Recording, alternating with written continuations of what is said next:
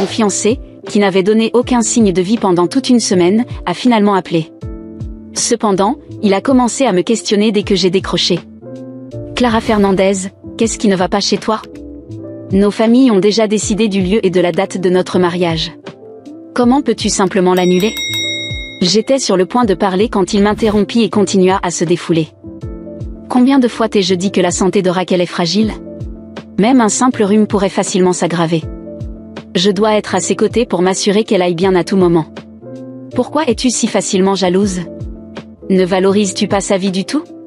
C'est comme ça que la vie est. Je n'ai pas pu m'empêcher de sourire amèrement. La nuit dernière, je suis sortie seule pour organiser les préparatifs du mariage. Sur le chemin du retour, j'ai été renversée par un camion qui roulait à grande vitesse.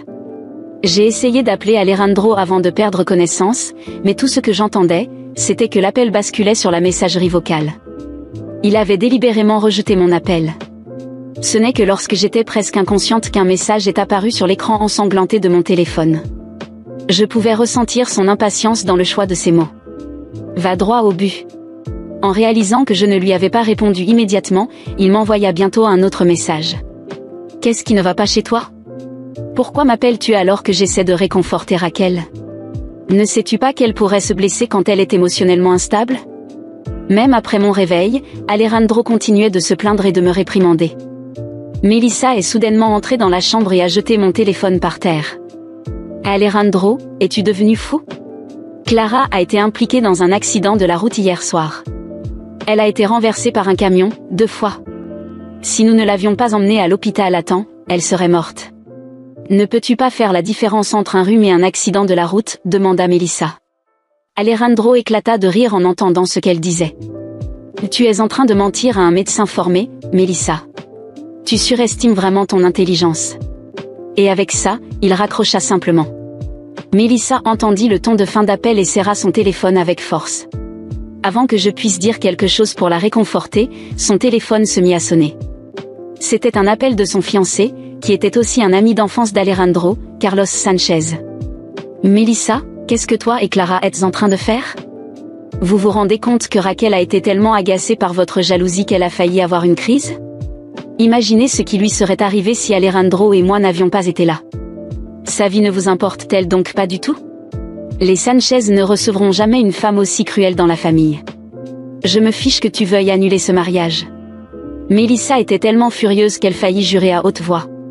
Cependant, elle réalisa que Carlos l'avait déjà trahi en insultant toute sa famille.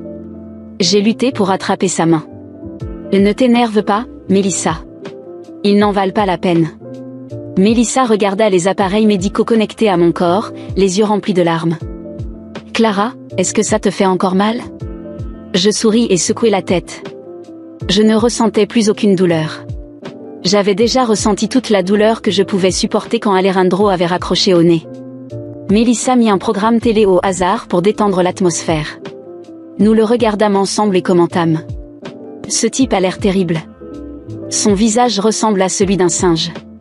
Il ressemble vraiment à un acteur comique. Cette scène est tellement fausse, on dirait que c'est scénarisé. Cependant, nous avons vite cessé de rire. Carlos, qui était une célébrité connue dans l'industrie du divertissement, apparut à l'écran. L'expression de Melissa s'assombrit. Elle se plaignit de sa malchance et voulut changer de chaîne, mais la voix de Carlos l'arrêta. C'était le genre de moment mélodramatique typique des émissions de variété. Carlos regarda passionnément la caméra et dit: Ce que je regrette le plus, c'est de ne pas avoir avoué mes sentiments à la fille que j'aimais il y a de nombreuses années. Les gens autour de lui commencèrent à lui poser des questions. Melissa serra le poing avec force.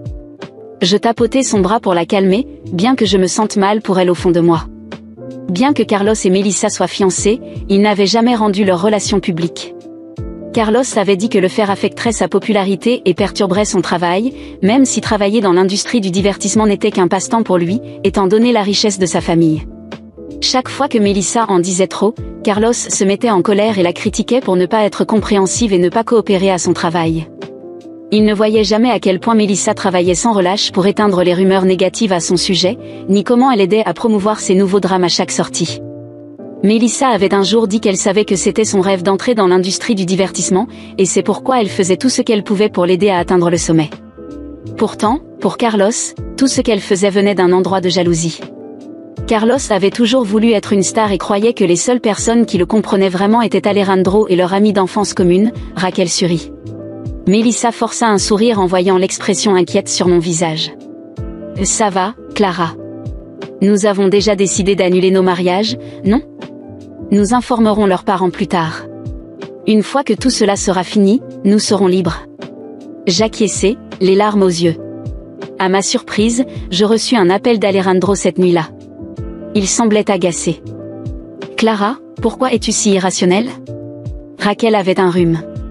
J'étais là pour l'aider à se rétablir. Tu as dû imaginer le pire de tout. Tu as décidé de ne pas assister au banquet prévu. Quelque chose d'aussi insignifiant. Nos parents t'attendent seuls. Clara, sois raisonnable. Ne me force pas à venir là où tu es.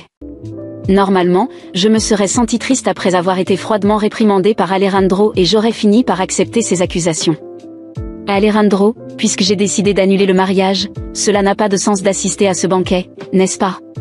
La phrase annuler le mariage enragea encore plus Alejandro. Il commença à crier furieusement. Tu sais à quoi tu ressembles maintenant? Tu ressembles à une folle qui prend des décisions basées sur ses émotions. Je n'avais jamais remarqué que tu étais aussi irrationnel. J'ai pris l'initiative de t'appeler. Est-ce si difficile de faire un pas en arrière?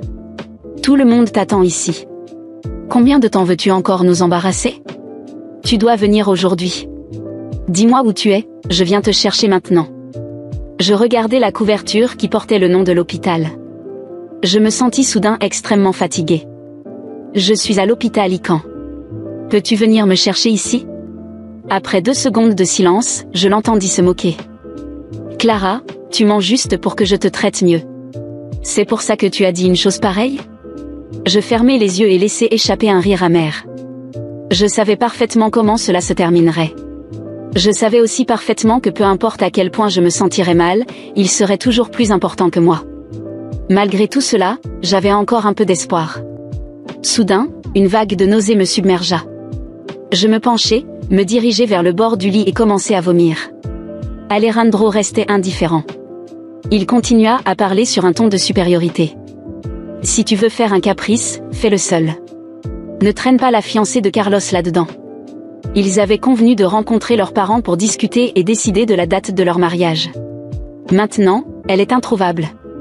Juste parce que tu ne peux pas gérer ta propre relation, tu décides d'impliquer les autres. Tu as même utilisé ta propre vie comme excuse. Ne penses-tu pas que tu es allé trop loin? Si je te laisse t'en tirer cette fois, tu te feras du mal volontairement pour m'obliger à faire quelque chose. Quoi qu'il arrive, Alejandro avait toujours l'idée préconçue que je manigançais tout cela pour tirer parti de sa maigre sympathie. Lors d'une fête l'année dernière, Raquel m'avait donné de la nourriture à laquelle j'étais allergique. J'avais immédiatement eu une forte fièvre qui avait failli me coûter la vie. Même à ce moment-là, Alejandro m'avait regardé avec froideur et condescendance. Clara, la façon dont tu trompes les gens me dégoûte profondément. Tu ne voulais pas épouser ma famille. Tu as déjà trompé mes parents pour qu'ils acceptent notre mariage. Pourquoi continues-tu à faire semblant?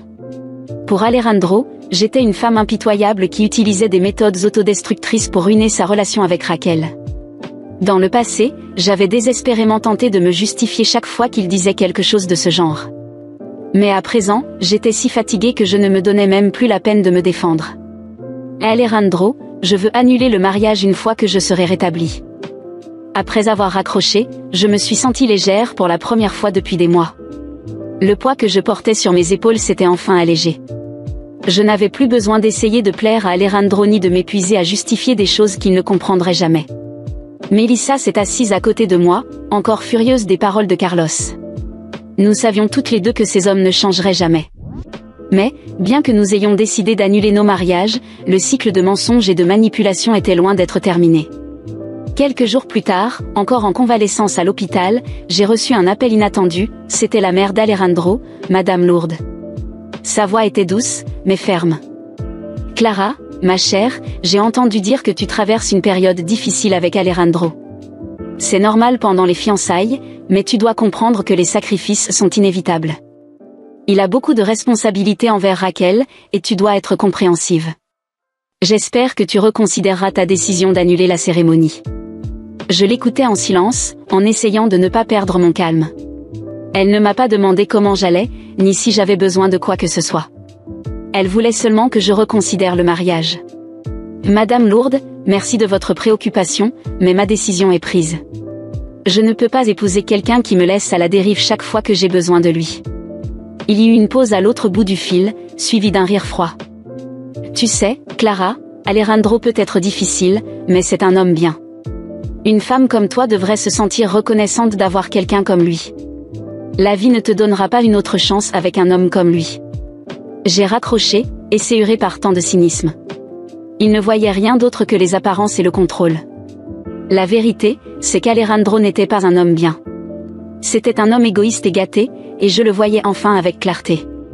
Mélissa passa la journée à mes côtés à l'hôpital, essayant de détendre l'atmosphère avec des blagues sur la façon dont nos vies feraient une excellente telenovela mexicaine. Nous avons ri toutes les deux, mais il y avait une amertume dans nos éclats de rire. Peu importe combien nous essayions de faire semblant, la douleur de la trahison restait une blessure ouverte. Quelques jours plus tard, Alejandro arriva à l'hôpital sans prévenir. Il entra dans la chambre avec une expression glaciale, comme s'il était là par obligation. Je suis venue pour en finir une bonne fois pour toutes, Clara. Dis-moi ce que tu veux pour mettre fin à cette comédie. Tu veux m'exposer? Créer un scandale? Parce que si c'est ça, ça ne marchera pas. Je le fixais, incrédule face à son arrogance sans limite. Je ne veux rien, Alejandro. Je veux juste que tu partes et que tu me laisses en paix. Il se mit à rire, comme si j'avais raconté la meilleure blague du monde. Bien sûr que tu veux quelque chose. Les femmes comme toi veulent toujours quelque chose. Mélissa se leva, furieuse, et avança vers lui. Ça suffit, Alejandro. Tu l'as laissé à l'hôpital pour courir après Raquel, et maintenant tu oses venir ici nous insulter? Il l'ignora complètement et se tourna vers moi. Je savais que tu entraînerais Mélissa dans cette histoire. Ce n'est pas assez de détruire notre relation, tu veux aussi ruiner la vie des autres. Pars, Alejandro, murmurai-je, épuisé. Pas avant de clarifier une chose, dit-il en se penchant sur le lit. Tu n'as jamais été suffisante pour moi. Et tu ne le seras jamais. Dès qu'il quitta la pièce, je sentis un œuf se défaire dans ma poitrine. C'était douloureux d'entendre cela, mais j'étais enfin libre. La récupération à l'hôpital fut lente, mais peu à peu, je reprenais des forces. Mélissa restait toujours à mes côtés, et ensemble, nous avons planifié notre prochain pas. Nous ne voulions pas simplement quitter ces relations abusives, nous voulions montrer à tous ce que nous avions enduré. Peu de temps après, nous avons appris que Raquel et Alejandro organisaient une fête de fiançailles pour officialiser leur relation. Les photos ont commencé à circuler sur les réseaux sociaux, et tous deux semblaient radieux. Mélissa et moi avons échangé un regard et avons su exactement ce que nous devions faire. Nous nous sommes rendus à la fête. Nous sommes entrés sans prévenir, nous fondant dans la foule. Alejandro et Raquel étaient au centre de l'attention, entourés d'amis et de membres de leur famille. Lorsqu'ils nous virent, leurs visages devinrent livides. « Que faites-vous ici ?»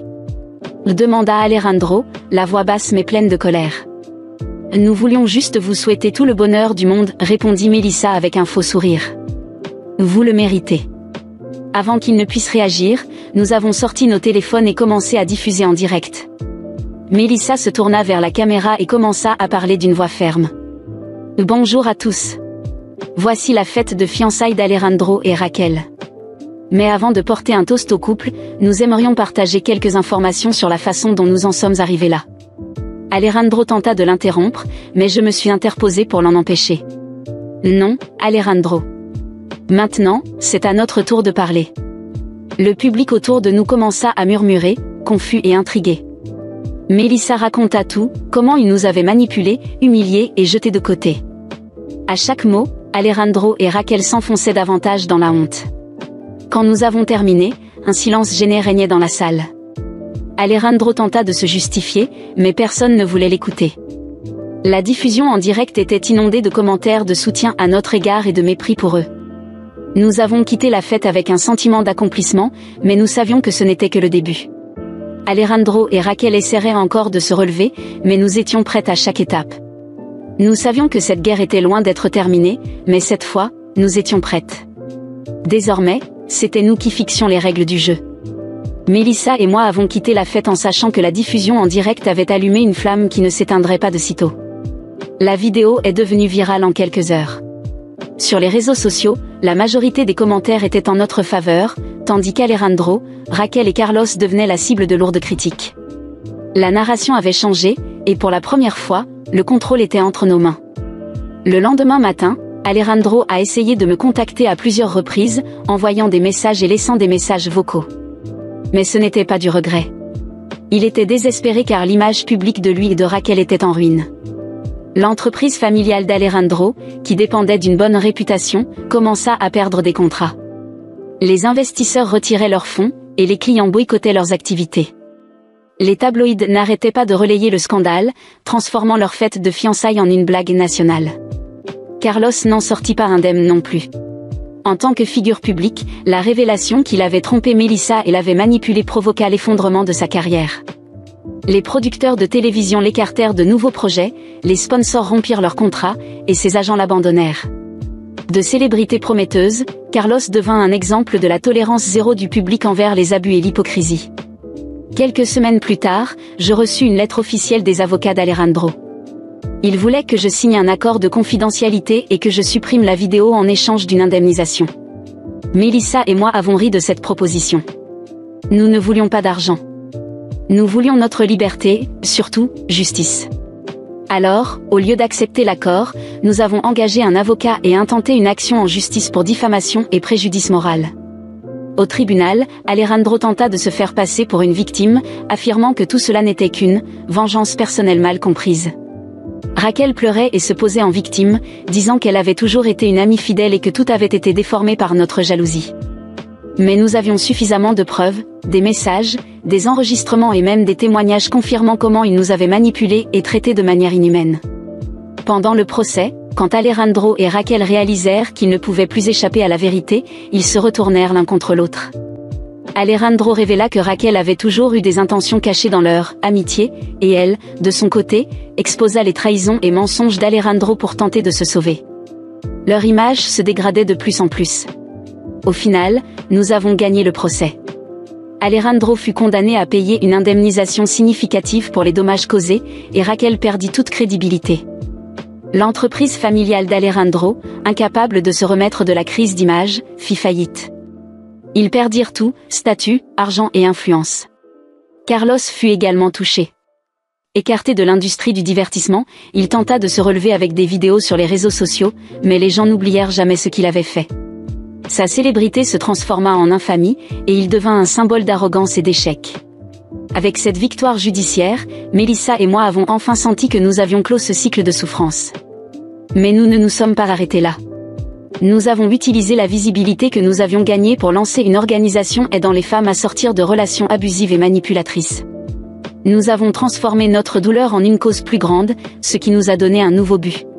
Des années plus tard, lors d'un événement caritatif organisé par notre fondation, j'ai croisé Alejandro pour la dernière fois. Il était méconnaissable, abattu, sans l'arrogance d'autrefois, demandant des dons en tant que volontaire. Lorsque nos regards se croisèrent, il tenta de m'adresser la parole, mais je me contentai de sourire et de continuer mon chemin, sachant qu'il n'avait plus aucun pouvoir sur moi. Melissa et moi avions enfin trouvé la paix que nous recherchions tant.